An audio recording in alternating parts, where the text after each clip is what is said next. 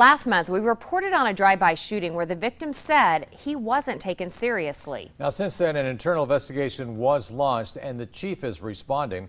WWT 6 News' Brandon Scott continues our coverage from the very spot where the shooting occurred. Brandon? John and Mallory, Nicholas Fields was driving right here down 42nd Street. It was February and it was late at night. Still, he felt safe in this neighborhood, which is why he was shocked when a speeding driver pulled in front of him at around Bancroft. That passenger in the car pulled out a gun, leaned out the passenger window, and fired at least 3 shots. This was a time that a 20-year-old kid needed their help, and they failed him. Jean Fields believes Omaha police didn't do enough for her 20-year-old son, Nicholas.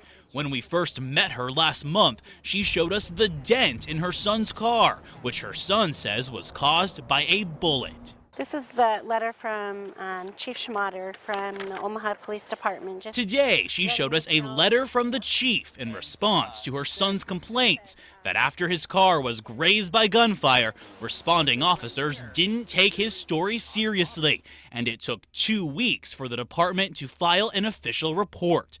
In his letter, the chief said the evidence supports those allegations. I don't know what the reasons were that they chose not to take action. I don't know why they wouldn't try to look for a car with an active shooter in it in that moment. Chief Schmatter didn't answer that question in his letter, but he did write the case file is being forwarded to the officer's chain of command for a recommendation of discipline. We tried to get a hold of Chief Schmatter. In fact, we actually called down to his office here at police headquarters to ask if he was available for an interview. But since our request came relatively late in the day and he already had a full schedule, there just wasn't time. No one from the department's internal affairs unit was available either.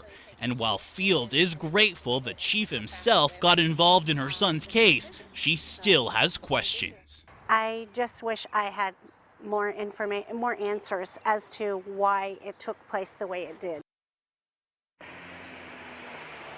Now, you might be wondering why you didn't hear from the victim himself. Well, he is still so unnerved by this entire ordeal that he still isn't comfortable doing an on-camera interview. But I have spoken to him off camera. And John and Mallory, when I spoke to his mother tonight, she told me that he hopes that receiving a letter from the police chief will be a step toward closure.